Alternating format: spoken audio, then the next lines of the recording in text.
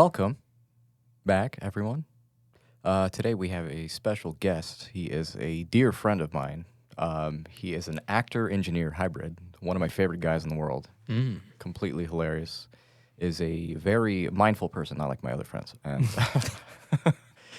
yeah, so welcome, Aws Salahaldin. Thank you guys, bro. I've been watching you guys for years, so I'm excited to be here. Yeah. When I got the invite, I was like, I'm scared. but I'm First excited, podcast. bro. Yeah, Dude, first podcast. I was so excited when he said yes. Yeah. Instantly, bro. Literally, when you guys said it, I'm like, yeah, let's do it. And it's like, it's exactly what we always talk about. Yeah, Me and yeah. ZAID, we're always like coincidentally, whenever we hit someone up or something, it's like, dude, I was just thinking about, etc. Here, Yeah. being there, putting myself out there. Mm. We've heard all kinds of responses. It's Yeah. insane. You know, Yeah. the world just works in one way. But yeah, dude, there's a lot I want to ask you today, and it's gonna be, I think, probably like a roller coaster, right? It's gonna Yeah. go. It's gonna go deep and then a little lighthearted. Always is. Yeah. Yeah. We've just been excited to talk to you and present you to our audience because our audience likes to laugh. They like general seriousness, right? Mhm. Like yesterday, we got deep in our birthday episode, which was pretty crazy. Yeah. Birthday blues. It's always unexpected sometimes. Yeah. Like then when the emotions come out and then you just start talking. And just, A tear rolls down your yeah, cheek. there's just, well, My father's sins. Just everything. Yeah, comes out. yeah. It's crazy, dude. yeah. But yeah, just life has been a weird cycle lately. I know we've both been busy with a lot of things. I know that you are an engineer by day and then a hero at night. Just kidding. Or you might play a hero at night. So tell me what that's like. Like, how's it like juggling all these things throughout, the week or the day? So for me, it's like I always want to stay active. Yeah. I always want to, because I chose a lifestyle where I have to be. Mhm. I chose a lifestyle where I have to constantly be fighting for what I want. So in like the sense for my business, it all relies on me. My income relies completely on me. So if I'm not active, then, I take the hit. I Yeah. take the hit directly. It's not like working for a corporation where, when you slack off, you're still going to get paid a salary. You're still going to get paid at the end of the day. But the responsibility of having a business is constant, And I prefer that lifestyle. I Yeah. prefer to be like busy, to have something. Because if I don't, then I just don't feel like I'm doing anything. Yeah. You know what I mean? And if it's especially in this country where when you don't feel like you're doing something, you just feel like being lazy. Yeah. You know what I 100%. mean? Like Yeah. if you go to the Middle East, like it's more laid back That's so true. vibes. Like they start work at like 10 a.m. Yeah. and they go home at like 3 p.m. Dude, I'm and like, the most you'll do is like pick up grandma from her Yeah, house yeah. and bring her over. yeah, That's it. exactly. But like here, lifestyle is completely different. Like you got to be doing something constantly, which is like, has its pros, also has its cons, because then Yeah. you just want to stay busy. But yeah, the balance is, I just try to take it day to day. Like today, what am I gonna do? Obviously, I have to work, and then what's something small I can do for acting? Because I have to stay consistent in that. Mhm. Like one of my teachers told me, it's like you don't work out once and then expect to get big. Like acting's a muscle. You got to do it every day. You got to do something small every day. You got to read scripts, analyze scripts, focus on your body, and like constantly work on something. Because you don't get better unless you just continuously practice. And sometimes it can get draining. Sure. Because like sometimes it can be an emotional toll Mhm. when you're playing certain characters, going through certain films or whatever, because it all has to come from a personal space. Mhm. So, trying to balance that business, being professional, and like always being there for my clients. But I'm so happy doing it. Yeah, it's a big and I think that's difference. the big thing is like, my father always, when I was young, wanted to instate in me that don't work for anyone. Yeah. At the end of the day, you have to have like your own thing going. And that's what got me like here. So it got me to like quit my job and like take on that risk and that responsibility. And yeah, so far like it's going decent. So see where No, I it was goes. happy you actually decided to go that route because I've been doing it my entire life. Yeah, yeah. I've always been like, dude, I hated school. And I didn't hate it for many reasons besides the fact that I was like, I was failing at it. I just didn't care. No, yeah. I observed things differently since I was a kid. You Yeah, know, yeah. and I think it makes sense now that I have like a million lenses and cameras, right? Because it's just like I'm an observant person. I'm not more of a sit down and study, but I do like particular types of topics. You know, so I got myself into like philosophy, that kind of stuff, and I think philosophy applies to pretty much anything. Yeah, There's yeah. a philosophy of engineering, philosophy of this table, philosophy of the mind, philosophy of behavior. There's many things, right? And it's just working for someone essentially just kind of messes with your philosophy. Like Yeah. you don't know what your purpose is really. You It's know? draining. You're not in It's drain- control. Yeah. It is draining. Like your future is dictated by someone else's decision. Which is insane. Yeah, I mean, like COVID happened, a bunch of people got let go. You know, didn't know where to go, and like all this stuff. Yeah. That's one thing I was also like mindful of, like, and like one of the things that really pushed me off was when I worked there for 2 years and asked for a raise. I mean, it's been 2 years, and you know, I kind of deserve it at this point. And just being denied was a big thing. You know, like I'm really like getting permission just to like get what I feel like I It's deserve. someone you know? someone handing you it. And it's not like no. being entitled or like anything like that. Like, no, it's been like 2 years. Like, I deserve like a little. I'm not asking for like a 40% increase. Yeah. I'm asking for like 5-6%, bro. Like it's like It's embarrassing. Yeah, it's just weird. And most you know? dude, most companies that are running in that where they have like 100 employees plus, dude, you can afford it. No, 100%. I mean, they like 100% you can afford it. They look over like 6 engineers. I'm like, you guys Yeah. can't pay me like $3,000 more. Oh, in a year. okay. Like, Yeah, straight up. Each one of them is like $100,000 that Yeah. you save. Like, No, dude, it's so weird, and I know what you mean. It's like you have the it's like you have the freedom of being a slave, right? Because you're doing it for some trade, and the trade is money, right? And then after taxes, it's not even worth it, oh, 100%. right? Yeah, So no, you're no, like, no. dude, what the hell? There must be a way out of this. Bro, the first time I got a check, I called HR. I was like, what? I was like, what is happening? Like, is this like actually what I'm getting paid? I can't live, bro. Isn't that crazy? You know, I swear to God, I called HR and Yeah. they're like, yeah, this is it. I'm like, What the hell? Like, He just I threw don't- it in the trash can. He's like, I'm Don't not even get taking me- this. Don't even get me started on like requesting like 3 weeks PTO, right? And they were like, oh, well, you only qualify for 60 hours. And you're like, dude, Yeah. but I worked a year and a half. yeah, it's Like, how much ridiculous. more do you want? It's ridiculous. I would always take sick days. Anytime I want a vacation, I'm yeah. like, I'm sick for the next week. Yeah. For the next week.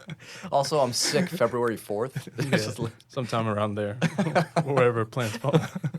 So that's something your dad just instilled in you, really through osmosis, like just Yeah, because my dad was always like he was a hard ass. Yeah. So like he was more always the type where he was a go getter. Like, I mean, the guy came into this country pretty much with nothing, and he actually graduated as a chemical engineer in Iraq, and he came here and learned structural engineering, which is what I do, through my aunt's cousin. Like, it's insane to think about. Like, there's, you know, like people think like things are hard and like all this stuff, but like he went out and learned structural engineering from one guy and made it a practice. That's insane. And in the meantime would like try to sell cars, like Yeah. try to do all these like side hustles. So, and my mom too. My mom was a big inspiration because my mom also also developed her own business for immigration. To help people from Syria and refugees and anywhere from the Middle East, really, to bring them into this country. And she helped develop that business. And so both my parents were a big inspiration. They always took matters in their own hands. And I just felt weird when I was like sucking up to someone to try to get like a pay raise or like anything like that. So that was one of the main things that instilled that journey. And then also acting. You know, you can't be. It's so hard being an actor when you're working 9 to 5, because you know you go to work 9 to 5, and then you have like an hour where you go to the gym, go through traffic, get home. It's already like 7:30, 8 p.m. Like, what can I do? I'm already exhausted from my day and like all this stuff, and it's just like I couldn't live my dream, you know. And I needed a way where I can support myself, support my mom, my dad, anywhere I can, but also follow my passion. And I think that's one thing that I really wanted to achieve, because I didn't want to be one of those guys that just leaves everything, leaves my family, leaves everything behind, and just go pursue whatever makes me happy. I have a responsibility. My parents like brought me to this country, gave me everything that I have, you know. And it would be selfish for me to think that I could just not help them and just try to make myself happy. So that was one of the decisions that came, like, okay, I need to do something where I can manage my own time, but then also on the back end, I'm going to follow what I love, which was acting. Yeah. I like that. We all kind of share the similarities in mindset because we recognize money is money and a source of income is a source of income and work is work and your passion is something else. Yeah, you know? definitely. And what is work? I don't know. It's just me. Yeah. Right? And it's 2024. Like we can eat our cake or we can have our cake and eat it too. Yeah, there's like, so many different ways to work around now. Like with all this innovation, all like internet and like all this stuff, like you can't. There's not really an excuse like to not be making like your own money or anything. Like there's always a way. Anytime you want to do something, like when I talk, I don't really consider my thing anything special. Like what I did was I just took the risk. Yeah. At the end of the day, and I accepted it. Yeah. You know, I came in with a mindset that I'd rather be broke than work for someone else and just live this day-to-day life. Well, considering you are an actor, what has influenced you the most to become one? I think that's a good question. I think it's a good question because these are questions like I ask myself, you know, like what influences me to do certain things or why do I see things in a certain way, right? And I decided to ask you today. Yeah. Weirdly, like the more I go through this journey of being an actor, the more like the reasons start to change because I find more reasons to keep doing it as I'm working through it. So at first, it was weirdly like I never grew up watching like serious films. You know, it would always be like Tropic Thunder or like Mission Impossible and like all that stuff, or Family Guy and like all this stuff. But Family Guy was the first thing that actually opened my mind to it. Weirdly enough, Interesting. Yeah, weirdly enough, because and I remember it very clearly. There was this one episode where they did their take on 3 Stephen King novels. One of them was The Shawshank Redemption. At that time, I had no idea what the hell that movie was. I just thought it was hilarious how Family Guy did it. It turned out to be one of the greatest movies of all time that was made. But when they made that episode, they used the real film score from the film. And I remember hearing it, and I don't know why, but like it made me feel something. Yeah. I have no idea what it was. Till this day, I don't know what it was. Yeah. But it made me really, really curious. So then every night for like a month, I would just play that song, the theme song to The Shawshank Redemption. And the more I listened to it, the more like I just started like thinking about like random things. And I didn't really know what to do with these thoughts or whatever. After about a month, I was like, you know, maybe I should give this movie a try. Like listen to an entire soundtrack. It might be a good film if the score is this good. Yeah. And yeah, so I watched The Shawshank Redemption and I was like, you know, the emotions, like it's when a you whole watch new that, world. yeah, bro, you experience so much watching that film. Experience all these emotions, and that's the first time I really like had a genuine experience while watching a film, and it got me really curious. That was when I was like 16, 17. So it got me really curious for a number of years of like just going through these films, like what else is out there, what else can I watch, how would it affect me, like all this stuff. And honestly, like during like hard times in my life, anytime I was going through anything, like I would just turn a movie on. You know, it was my escape. It was I can go to like a fantasy land for 2 hours and just forget about everything. And then one day I remember I was just going through something, and then I remember this movie came to my head, and I didn't know what it was. All I remember was I remember seeing my dad watch it, and it was made in like 2008, and it was something about oil. And I was like, I got to find this film. Like it just seemed, I don't know why, but it just seemed really interesting, and I have to find it. So I go through it, and turns out There Will Be Blood. Yeah. Iraq, oil, movie. Something like that. Yeah, my dad. I'm watching the Iraq War. I'm like, no, this isn't it. No, but then I watched There Will Be Blood. Yeah. I don't know if you guys have you've seen it. Yeah, Daniel Yeah. Day-Lewis. Yeah, Daniel Day-Lewis, and that just took me over the top. Like watching that, and the focus I had watching that, it was just surreal. And then I remember I was like, he had to have won an Oscar for this. There's no way. So then I watched his Oscar speech, and his Oscar speech, like, I mean, if you watch the film, then you watch his Oscar speech, two completely different people. Mm. You know, in the film is this rugged Western, like a guy that you wouldn't want to F with in any case. Mm-hmm. But then when he's accepting his offer, he's like this posh British man. And then I'm like, what? He's a magician. No, literally, I was like, what is this guy doing? Like, how the hell did he do that? Like, then that just like flourished into like this whole thing of like, I have to try that. Yeah. I don't know what, like, that just seems like so interesting, like how someone could just completely change themselves. Dig into yourself and bring that out. Yeah. So then I wanted to see, like, how the hell can I do that? That's so interesting how it just went from Right? Like these domino effects. And I think it's so important to, like, backtrack really what inspires you. Because I'm not inspired every day. Mm-hmm. I have days where I have a huge struggle of like trying to push myself to be an actor. I mean, it's so hard to be inspired every day. I'm sure you guys, with the 2 a.m. podcast, you're like at 280 episodes. It's hard to be inspired constantly. It's hard to keep going, like, especially like when you don't see like the progress that you want, but it's exponential. Mm-hmm. And backtracking where I came from, backtracking all like these domino effects helps build that inspiration. Because I see how much progress was actually made. You get tunnel vision when the only thing you're focused on is like the end goal. But then when I started backtracking and started understanding like why I started this, how it's making me feel, it became like easier to like go back and really understand like, this is what I'm here for. I'm just here to have an experience. I don't care if I'm big. I don't care if I make money from it. You know, I have my business for that. If I'm just happy doing it, if I'm just having experience on camera, on stage, or whatever, like, that's all I would ever really want. Yeah. That's inspiring. So that's what already. came. That's what came. Yeah. I like that, actually. Yeah. I haven't really thought about that. The whole domino effect. I mean, it starts bro, from something so innocent too. Yeah, it's something like so small that can. I mean, that's what I was taught to also do. So the reason why like I know all this stuff is because that's what I'm taught to do as an actor.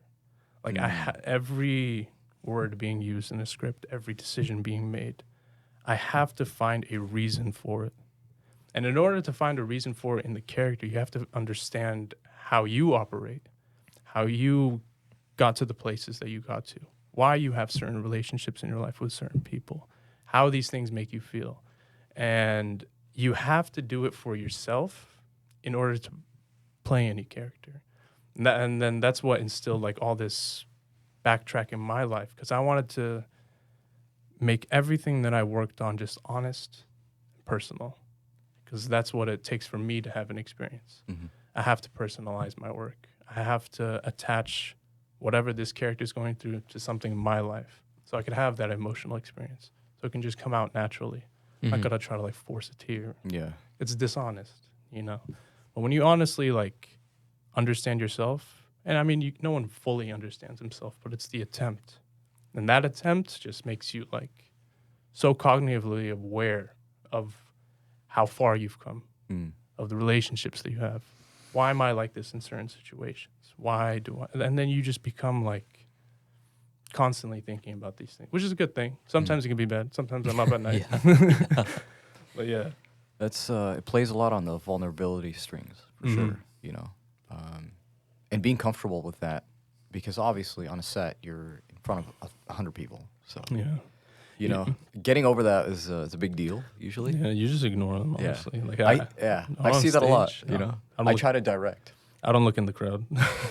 Well, you can't, right? Because you almost want to be unconscious at that point. Like if I'm on stage and I'm doing something, whether it's play, whatever, I'm so hyper focused to what I'm doing and my scene partner that I don't even know those people are there anymore.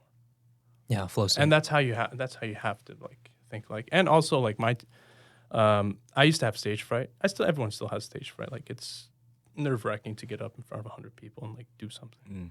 But I remember my teacher just grabbed me and told me, "This is your time. Don't give an F about what anyone has to think. Just do whatever you want and take your time." And honestly, that's all it took. And I was like, you know what? You're right. Yeah, it's my time. F everyone here. This is my time. I'm going to be on stage. I'm going to do whatever I want. And if it fails, whatever. Yeah. Like yeah. I'm still just going to do the attempt. Yeah. And if I have an experience, I don't care how anyone else feels. Yeah. You got to be kind of selfish sometimes, you know? One of the things I face when I like try to direct people, it's like I'm looking for a certain amount, right? And a lot of the times they'll suppress the crap out of it. And I know you have more in there, but something's keeping you back, right? And it's more than like a shoulder shrug or get loose. It's more than that. It's kind of like, and getting them to that point, you know, take after take after take sometimes. It's just like, come on. Yeah. Like, you know, you pull them aside and you're like you're doing great, you know? And I just want to, and it's weird as a director. I think you need to know a lot of vocabulary because you need to kind of insert adjectives to really bring them into seeing what you want delivered. You know? Adjectives too, but also verbs. Yeah. You got to give them an action, and you got to make them think about an action. And that's what helped me, is that like sometimes when I work out and like I don't know what to do, I just pick up something random on stage and just do it. Like I'll be folding clothes throughout the scene. Scene doesn't call for that, but it gives me something to do, and it allows me to also like emotionally fold clothes or like something like that. You know what I mean? Like you fold clothes differently than when you're pissed, than when you're super calm and like singing or something like that. So like incorporating like verbs, I think goes a long way too, you know? But yeah. That's crazy. I think, man, I like acting. I would assume, like, at the end of the day, it's just about getting past your insecurities, right? And then make it, because if you don't have confidence as an actor, as anybody, athlete, whatever, you're not going to do good. No, you have to have a certain level of confidence. Yeah. You have to understand, like, and it takes real confidence to be like, I don't care what anyone has to say, you know? That's just being secure in your work. I think everyone has insecurities. I have insecurities, everyone. But to be cognitively aware of those insecurities and to address them is important. Because then you could possibly use those insecurities in your work. Yeah. It makes you act in a certain way. Like, you know, someone's not comfortable taking their shirt off. And someone in the scene, like, you can use that. And, like, but yeah, it's just, you have to be confident. You have to be confident. Like, you can't care what anyone else has to say. Yeah, I mean, what's crazy about acting is that the word itself comes off as like being something you're not, you know, for the moment.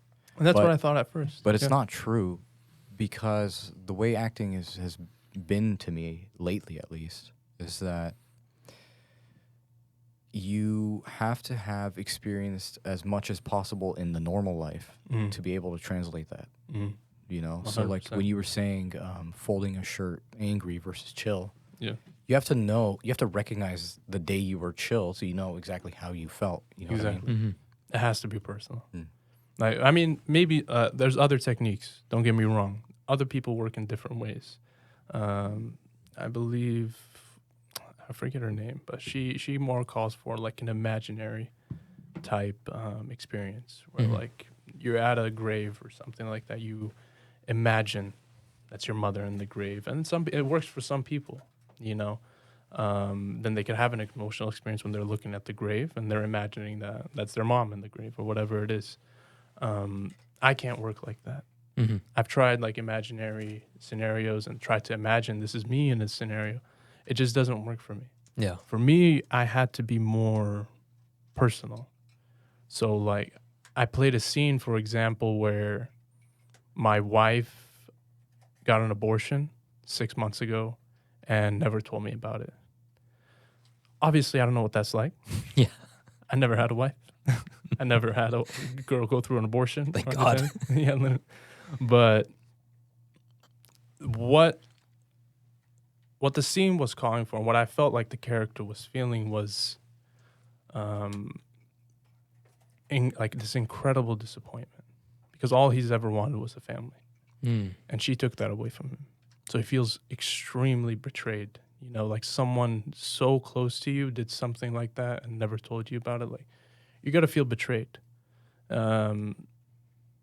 So that's where I had to base how I could react in that scene. What is it like to be betrayed by someone you love? Everyone has that experience. Everyone has an experience where they've saw red, been angry, been betrayed, and like this incredible extent. But like, and that's what I had to reference so I can have that experience. So you used an experience of betrayal and like extreme disappointment from your own life and translated that emotion into the scene. Yeah, essentially. Now, is that obviously, I mean, it's tough because you had to learn how to do that, right? Yeah. Oh, yeah. You have to and that's the thing, like why I say like sometimes I'm exhausted is because I have to constantly do that. I have to constantly practice. I have to constantly like look back in my life and see like what has affected me emotionally. Why, for this scene in particular, what can I find in my life to have that same effect? And it doesn't even have to be the same. Like,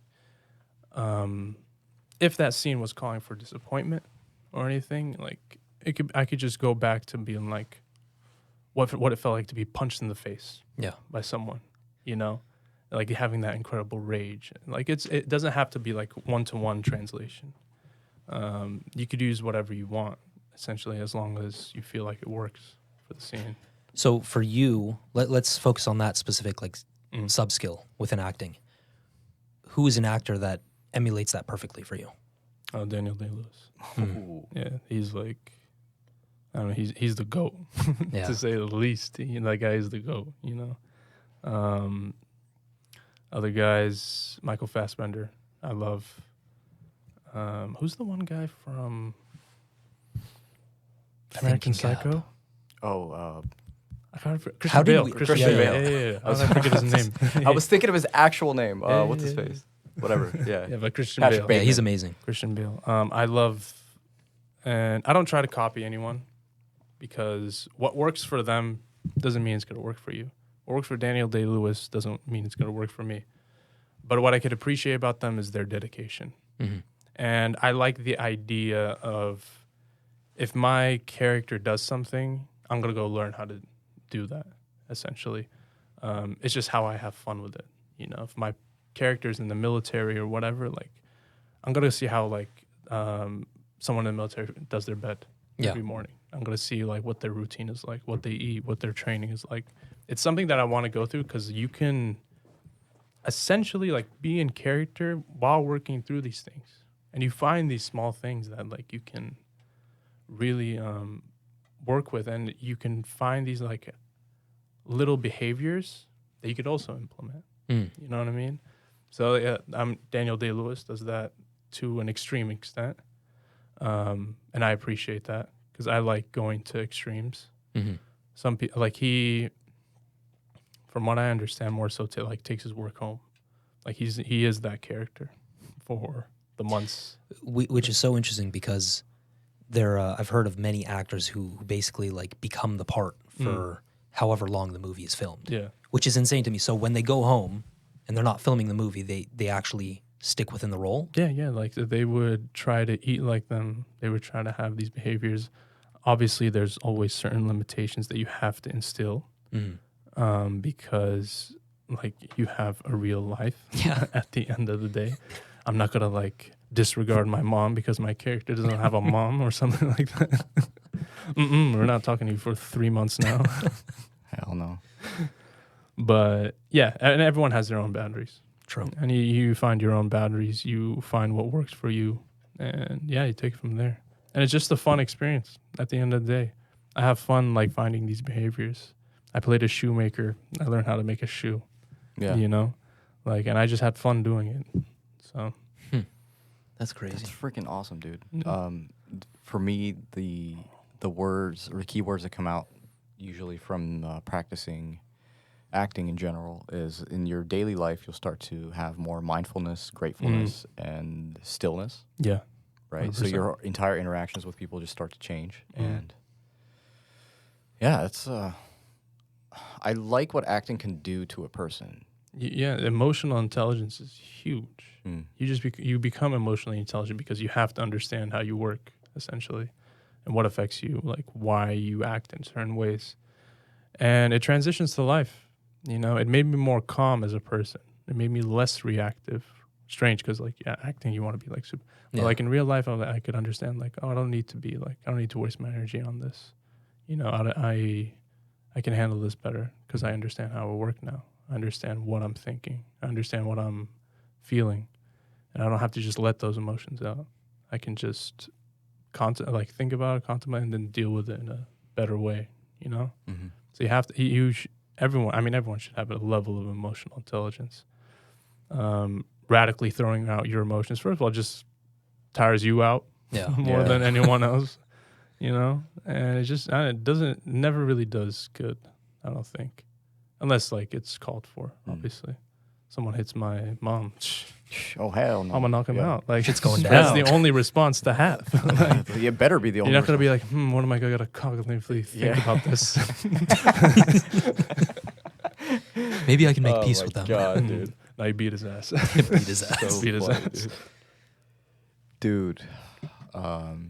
Yeah, I mean, we wish you all the success. It's Yeah, man. it's It's a journey. long journey. Yeah, it is a long journey. It's a lifelong journey. You know, I don't expect to be big or something like in the next 5-10 years. I don't care what it is. As long as I'm just enjoying it, Yeah. you know, I'm happy. Like I don't seek any like external confirmation from it. I just doing my thing. Doing the work for its own sake. Yeah, exactly. Yeah. You enjoy the process. If you're in it for the results, probably not gonna make it. No, To be definitely honest. not. Yeah. How do you define success? And what does it look like for you? I guess for me is doing what I want. Obviously within respect to Islam, as a Muslim, I have to because I can't do anything I want. Yeah. Yeah, of course. But for me, being successful is following my passion and whatever makes me happy, and also taking care of those people around me. Mm. I mean, like, it's selfish to not think about like your parents, your family, and like what they deserve, you know, for giving you this life. I mean, my family came here when I was like 5 years old with nothing, and they gave me a life that beyond imagination. Mm. So it makes me happy to like give them something back, and that's like it's part of the success story. And one thing that I guess transitioned into that was I remember watching a video years ago before any of this, and it was a guy interviewing people on their deathbeds, and I think he only interviewed like 10 people, but one constant one constant answer people had regret about was they were extremely regretful for just how hard they worked and not being there for their family and not pursuing like other passions. Mm. A lot of people, like I think it was like 8 out of 10 people on their deathbeds. I mean, that's not I'm not gonna say that's a statistic for like in general people, but the people he interviewed, that was like one of the most common answers. So that instilled in me like I can't just work constantly, even though like when you have a business, there's gonna be days you're gonna work at 3 a.m. You know, there's weeks where you work all 7 days. That's just the reality. But there's a manageable way to do it where you can balance your life, balance your passion, balance your family, you know? And I think that's what, for me at least, like that's what encompasses success, is that you're taking care of those that mean the world to you, but then you're also finding the time to follow something that makes you happy, whatever it is, whatever hobby or whatever it is that you like to do. So yeah. It's a solid answer. Yeah. Yeah, I think a lot of people can take stuff out of that. It's beyond joy. I think that also probably defines happiness for you. Mm. You know, Mm. it's not being on a certain routine. Yeah. That's kind of what I get from that. Oh yeah. I don't I like to change it up every day. Yeah. Screw routines, man. I don't. Routines suck. I mean, Yeah. you do need like a certain process. Well, of course, yeah. Right, you do things, but Yeah. Like, I'm not saying don't shower and just do the things you want all yeah, you know what? Today I'm not going to shower just to like split the routine. yeah, just to change it up a bit. Please wipe. God damn. Yeah, dude. I don't know. There's you've got me thinking about my life now. God damn it. Dude, the last 2 episodes, like it's not necessarily tension, but the reflection. Yeah, the reflection. You could cut it with a knife. Yeah, for sure. bro, and it's important. Like don't like it's not uncomfortable, you know? Yeah. You know, it's like a gift, honestly. When Yeah. when someone tells you something or gives I'm not saying I'm gifting you guys anything, but I'm saying like there's so many moments like where someone says something that could be triggering for you and like in a sense of like you're gonna go back and think about that. Mhm. You know? Like I remember this one person that asked me, why is it that you feel more comfortable in group hangouts than in like one-on-ones? And like for me, we're always hanging out in a group. Like honestly, like I can hang out one-on-one, but I always like groups. You know, our group is pretty big. Yeah, and we're always like we're- all of us come together. It's always group hangouts. Like it's not that common to do one-on-ones. And it made me like literally just go home and think about like why is it I prefer that? Like and like for me it was like in high school like I never really got that attention. Like I was kind of like a nobody. So I never got that attention. Like, I see groups hang out and be like want to be part of that, but I never really felt like I fit in. So like when I found a group where I felt like I fit in, like I just like thrived. You know, I was like, Oh, you definitely thrive. I'll like tell I you. just want to be around. Your head's bobbing all day. I'm like, I'm gonna lead the pack right now. Oh my god, dude. Yeah, but So- it's crazy, like those small questions, Yeah. and people shouldn't disregard them. You know, go back and think about why. You know, and you just understand yourself. Mhm. And I think that's also to talk about like success and stuff, and like being happy with yourself. You know, like the more you understand yourself, I think the easier it is to be happy with yourself. 100%. Yeah. Because if you don't understand, you're going to be constantly lost in whatever emotion it is that you're going to be experiencing. Yeah. So, Be easygoing and comfortable, man. Like, yeah. Like, dude, And either be people, uncomfortable, bro. yeah, people accept you or they don't. Yeah, yeah. For the most part, my general experience has been they accept you, whether you're awkward, stupid, or you. Yeah, you'll find your niche. You'll find your I've said some low IQ things before. I'm just Everyone like, has. Like, who cares? You know what I mean? Has, bro. Like I remember Wes Anderson when he made like his first film. I think he was like worried about how it would be taken, and it wasn't taken too well by like critics or whatever. But there was a group of people that really enjoyed his films, and he just essentially said, "This is the audience. Like that's my audience, and like that's what I'm gonna target. Like you find your own niche, you find whatever makes you feel comfortable, and yeah, you take whatever you want out of it. At the end of the day, Well, there's a market for everything. Hell exactly. yeah. What are some qualities that you admire in people or others, or people like that you like or you seem to have a like for? You know what I mean? Like-mindedness. Yeah, I'm trying to think about our group. Our group. Damn, dude. Immediately jump to it. I'm like, oh shit. Yeah, literally, like, what do I like about certain? You People know, that are female loving. I'm just kidding. that's getting edited. Yeah, yeah. You know, what I think we've all like noticed this in our group, especially.